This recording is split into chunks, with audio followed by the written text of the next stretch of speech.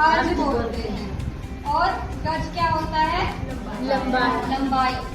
कपड़े की लंबाई को गज बोलते हैं, जो होती है थान की दिशा में या कपड़े की रनिंग में।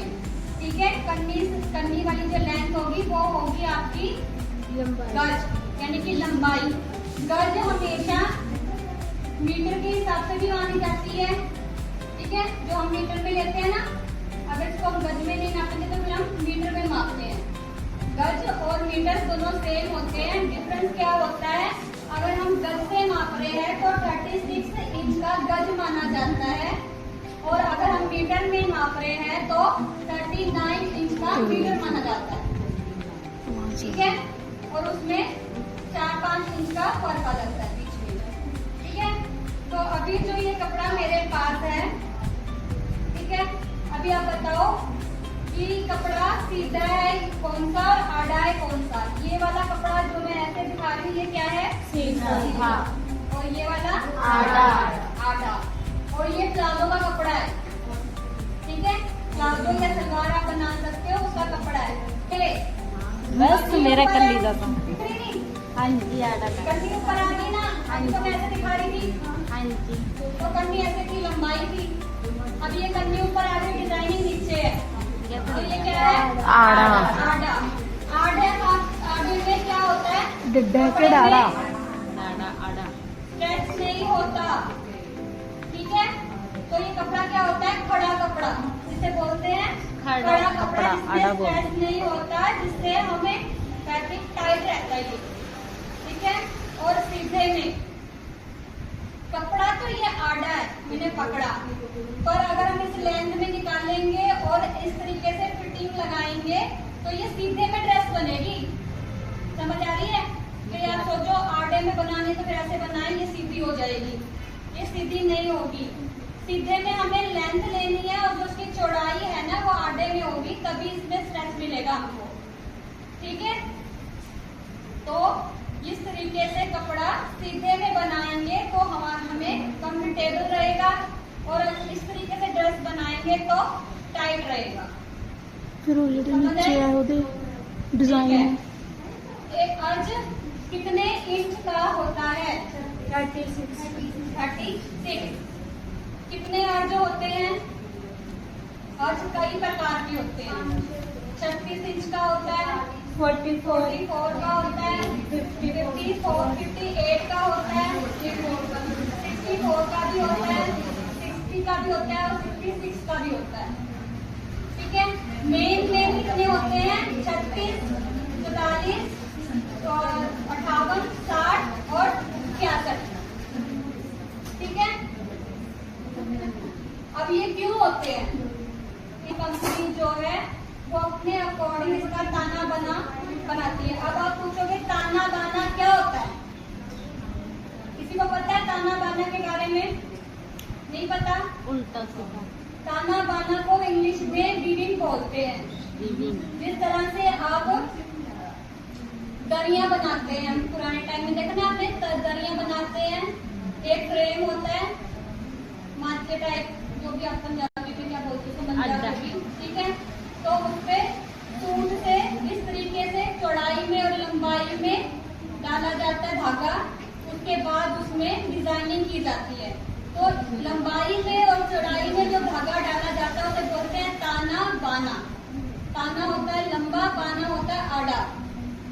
ठीक है, लंबाई में धागे डाले और चौड़ाई में धागे डाले, फिर उसमें दरी बुनी जाती है। तो इसी तरीके से कपड़ा भी इसी तरीके से बनता है। ठीक है, इसकी वीविंग जो होती है उसे ताना बाना बोलते हैं। वीविंग क्या है? जो लेंथ है, धागा ऐसे चल रहा है मैम और धागा ऐसे चल रहा है। ऐसा तो हिल गया। तो कपड़े की नॉलेज दे रही हूँ, मेरी क्लास में है कपड़े के बारे में जान पहचान। ठीक है, तो ताना बाना ये आपके लिए बहुत जरूरी है।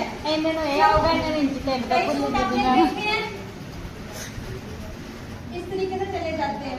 हाँ जी, ਅਸੀਂ ਤਾਂ ਉਹਨੂੰ ਕਾਣ ਕਹਿੰਦੇ ਜੀ, ਕਾਣ ਪੈਗੀ। हाँ, तो उसका ताना बाना गलत होता है ना। अच्छा, कपड़े में कान इसलिए आती है क्योंकि उसकी फीडिंग जो है मामा अपनी चार खाली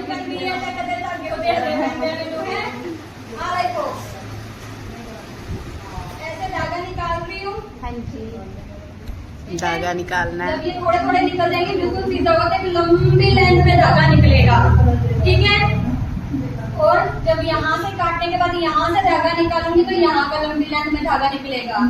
तो इस तरीके से लंबाई में धागा लिया और फिर इस तरीके से धागा लिया, तो इस तरीके से कपड़ा बनता है। ठीक है, हाँ जी। कपड़ा कैसे बनता है? कॉटन का कपड़ा, तो कॉटन के धागे लंबाई में और चौड़ाई में डाले जाते हैं मशीन के अंदर, जिससे कपड़ा निकल के आता है, बनता है। ठीक है, और जो सिंथेटिक मिक्स होता है उसके अंदर कॉटन का धागा डाला जाता है और उसमें सिंथेटिक धागा डाला जाता है, तो सिंथेटिक मिक्स आ जाता है। इसी तरीके से अलग अलग तरह के धागे होते हैं जिससे अलग अलग फैब्रिक बन के आते हैं। कोई रियॉन बन जाता है, कोई जॉर्जेट बन जाता है, कोई कुछ बन जाता है, कोई कुछ बन जाता है। ठीक है, तो कैसे बनते हैं? जैसे हम दरिया बुनते हैं ना, उसी तरीके से लंबाई और चौड़ाई डालकर ये कपड़ा तैयार होता है। तो कपड़े के अंदर लंबाई और चौड़ाई होती है, उसे ताना बाना यानी कि वीविंग बोलते हैं। ठीक है, तो दरी बनाते हैं तब हम कस के बराबर बराबर करते जाते हैं।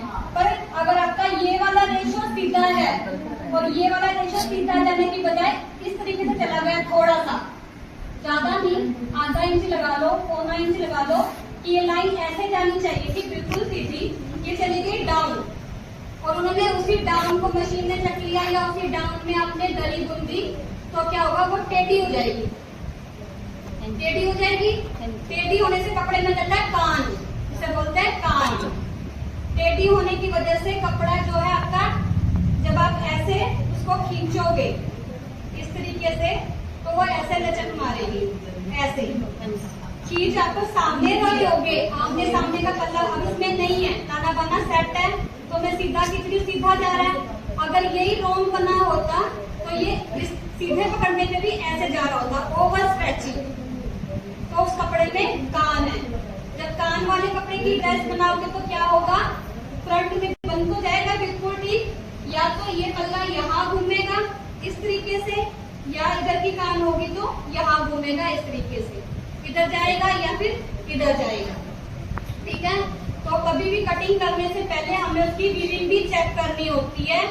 पहले उसको हमने इक्वल करना होता है कपड़ा स्केल लगा के, और उसके बाद उसको इस तरीके से चेक करना होता है कि ये कान में तो नहीं है। अगर कान में होगा तो आपका कपड़ा टेढ़ा जाएगा, तो उसे बोलते हैं ताना बाना, यानी कि कपड़े की वीविंग, जिससे कपड़ा आड़ा हो जाता है। ਮੈਂ ਤੁਸੀਂ ਕਿਹਾ ਕਹਿੰਦੇ ਕਿ ਤੇਲ ਲਗਾ ਕੇ ਕਹਿੰਦੀ ਤੁਸੀਂ ਤਾਂ ਕਿਹਾ ਵੀ ਦੇਖਣਾ ਪਊਗਾ, ਪਹਿਲਾਂ ਕਹਿੰਦੀ ਤੇਲ ਲਗਾ ਕੇ ਦੇਖਣਾ। तेल लगा के नहीं देखना, इसकी कान को उतार के, जैसे अभी ये कपड़ा टेढ़ा है ना, ये देखो कपड़ा टेढ़ा है, पहले इसको कटिंग करके हम सीधा करेंगे।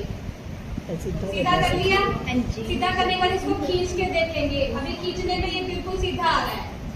अगर ये तिरछा वो होता, कान में होता, तो ये ऐसे जा रहा होता। फिर उसकी कितनी भी सिधाई करी जाओ, काट काट के कपड़ा खत्म हो जाएगा, वो सीधा नहीं होगा, क्योंकि पूरे कपड़े में वीविंग होती है। कई मोस्टली कपड़ों में आ जाती है, तो उसकी ड्रेस नहीं बनानी चाहिए। पहली हाँ जी, दुकान में आप मुझे उसको पकड़ के, घेरे को पकड़ के देखो, अगर आप थान वाला कपड़ा ले रहे हो उसके पल्ले को पकड़ के खींच के देखो, पता लग जाता है। वो नहीं लेना, फिर वो टेढ़ा ही जाएगा। फ्रॉक वाली ड्रेस तो बनेगी, अगर आपने बॉडी का हिस्सा बनाया तो बॉडी घूमेगी, और आपने पूरा सूट बना लिया तो घेर घूमेगा, यहाँ तक आके यहाँ घूमेगा, मतलब ਗਲਾ ਵੀ घूमता है। हाँ, गला भी मैम घूमता है। कई कहते हैं कान निकल जाती है, धागा जा कट देती है साइड में। निकल जाती है, अगर पूरे कपड़े में है तब नहीं निकलेगी। अगर थोड़े कपड़े में कान है, थोड़े कपड़े का मतलब है कि उन्होंने यहाँ से कैंची चलाई और टेढ़ा काट दिया, उसको तो हम सीधा कर सकते हैं। पर अगर कपड़े में ही रेशो ऐसे हैं जो टेढ़े हैं, फिर वो नहीं निकलेगा, फिर उसकी टेढ़ी ही जाएगा। ठीक है, अगर कान वाला कपड़ा आपने बना भी लिया, आपको कटिंग कर लिया, आपको नहीं पता लगा कि ये कान वाला पर आपने काट लिया, तो उसका थोड़ा सा सोल्यूशन ये है कि आप उस पर लाइनिंग लगाकर उसको थोड़ा ठीक कर सकते हो। उससे क्या होगा कि लाइनिंग जो है वो उसको जगह ले लेगी पकड़ने के लिए, उसे जाने नहीं देगी, थोड़ा सा सेट रखेगी, तो लाइनिंग सीधी होगी और वो टेढ़े कपड़े को सीधा कर लेगी। पर काफी हद तक रोटेटर जाते ही जाता है। ठीक है जी, इतना समझ में आया? आज की क्लास में इतना बहुत है। लो जी, आड़ा टेढ़ा सीधा उल्टा सब बता दिया मैंने।